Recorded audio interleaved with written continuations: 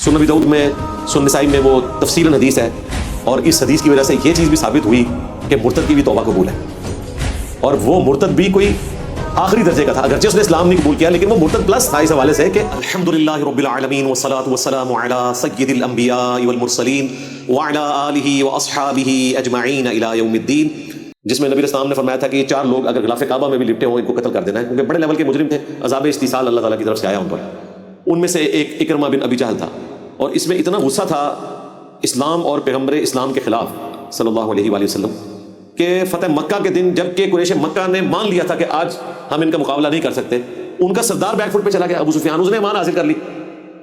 سردار نے قبائلی سسٹم میں جب امان حاصل کر لی تو اور تو کسی نے کھڑے نہیں ہونا تھا، اسی لیے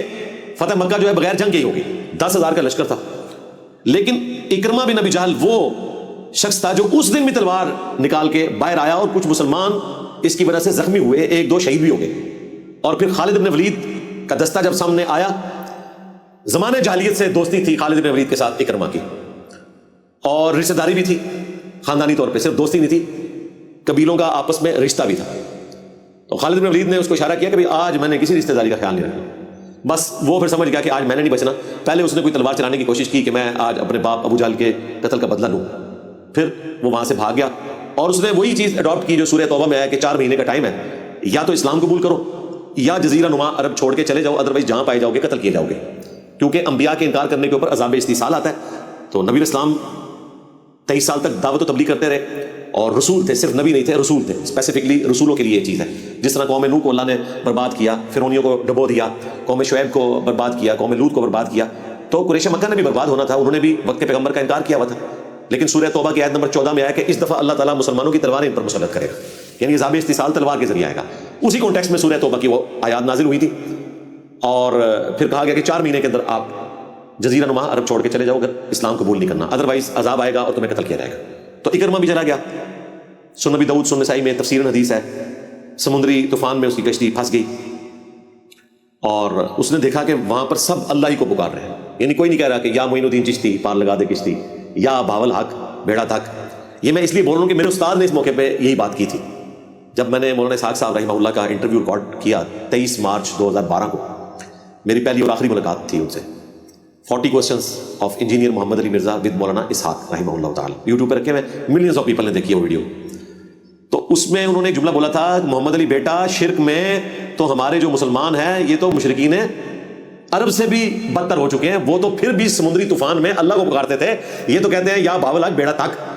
ہاں، یہ مولانا اسحاق صاحب کے الفاظ ویڈیو میں ریکارڈ ہیں، تو یہ حقیقت بات ہے۔ اکرمہ بن ابی جہل نے جب دیکھا کہ یہاں پہ سب لوگ اللہ کو پکار رہے ہیں، تو انہوں نے کہا کہ تم لات منات اپنے بتوں کو کیوں نہیں پکارتے جن کی وجہ سے تم نے محمد سے جھگڑا کیا ہوا ہے صلی اللہ علیہ وآلہ وسلم۔ تو انہوں نے کہا کہ یہاں پہ وہ کام نہیں آتے، یہاں پہ صرف اللہ ہی کام آتا ہے۔ حقیقت یہ ہے کہ ہر جگہ اللہ ہی کام آتا ہے۔ تو وہاں اکرمہ نے پھر نیت کی کہ یا اللہ اگر تو نے آج مجھے بچا لیا تو میرا تیرے سے وعدہ ہے، اللہ کو تو مانتے ہی تھے نا، لیکن ساتھ چھوٹے آلیہ بھی مانتے تھے، منی گاڈز بھی مانتے تھے، تو میں تیرے نبی کے ہاتھوں میں ہاتھ دے کر اسلام قبول کر لوں گا۔ اللہ نے قسمت میں ہدایت لکھی ہوئی تھی، بچ گئے، لیکن ظاہر ہے قتل ہونے کا خوف بھی تھا، چھپتے چھپاتے ڈائریکٹ حضور کے پاس پہنچ گئے، نبی اسلام نے توبہ بھی قبول کر لی، اور اس حدیث کی وجہ سے یہ چیز بھی ثابت ہوئی کہ مرتد کی بھی توبہ قبول ہے، اور وہ مرتد بھی کوئی آخری درجے کا تھا، اگرچہ اس نے اسلام نہیں قبول کیا لیکن وہ مرتد پلس تھا اس حوالے سے کہ اس کے قتل کے فتوے اللہ کے پیغمبر نے جاری کیے تھے کہ غلاف کعبہ میں بھی مار دیا جائے، جہاں کی حرمت کا آپ نے خیال رکھنا ہے، کعبہ میں آپ تلوار نہیں چلا سکتے۔ اور بخاری مسلم میں موجود ہے کہ قیامت تک کے لیے دوبارہ سے اب یہ کعبہ حرم ہے، اللہ نے اس کو 1 دن کے لیے حلال کیا تھا، وہ بھی میرے لیے۔ ہاں، اس کے بعد بھی یہاں کوئی قتل و غارت نہیں ہو سکتا، خواہ کوئی جانی دشمن بھی کسی کا سامنے آ جائے، آپ وہاں پہ کوئی چیز اس طرح کی کر نہیں سکتے۔ تو یہ مرتد پلس والا معاملہ ہو گیا، قبول کر لی توبہ۔ اور ایگزیکٹلی جو مرتد تھا وہ ساتھ دوسرا بندہ تھا ان 4 میں سے، عبداللہ بن سعد ابی سرہ، جو حضرت عثمان کا رضائی بھائی تھا، اس کو حضرت عثمان نے چھپا لیا، پھر حضور کے سامنے پیش کیا، نبی اسلام نے چہرہ اقدس پھیر لیا، دوسری طرف سے آیا وہاں سے پھیر لیا، تیسری طرف سے حضرت عثمان آئے پھیر لیا، چوتھی دفعہ قبول کر لیا۔ پھر بعد میں آپ نے فرمایا کہ تم میں سے کوئی ایک بھی نہیں تھا جو اس کی گردن اتار دیتا، جبکہ میں نے اس کے قتل کا فتویٰ جاری کیا ہے اللہ کی وحی کی تائید کے ساتھ کہ یہ عذاب استیصال کا حصہ بنے گا۔ اور وہ مرتد تھا، کاتب وحی تھا، نبی اسلام کی صحبت میں رہا، صحابی تھا، پھر بھی مرتد ہو گیا، اور سینئر کاتب وحی تھا، یعنی سینئر کاتب وحی بھی اگر غلط حرکتیں کرے تو وبال آ جاتا ہے، تو چھوٹے کاتب وحی تو پھر اس کے مقابلے میں کوئی چیز نہیں ہے نا۔ تو میں اشارتاً کچھ باتیں کر رہا ہوں، مرتد ہو گیا، توبہ قبول نہیں ہونی چاہیے تھی، نبی اسلام نے قبول کر لی، اور اس کے بعد وہ اچھے مسلمان ثابت ہوئے، عبداللہ بن سعد ابی سرہ۔ اکا دکا چیزیں ان سے ہوئی حضرت عثمان کے دور میں، اور اس کے بعد پھر معاملات اور طرف چلے گئے. میں نے حضرت عثمان شہید کیوں ہوئے اس میں نے تفصیلاً اس کو بیان کیا. تو بہرحال اس میں یہ پتہ چل گیا قتل مرتد والا بھی معاملہ حل ہو گیا کہ مرتد کی بھی توبہ قبول ہے. عبداللہ بن سعد ابی سرا کی ہوئی, اور مرتد پلس جو تھا ابو جہل کا بیٹا اکرمہ, اس کی بھی توبہ قبول.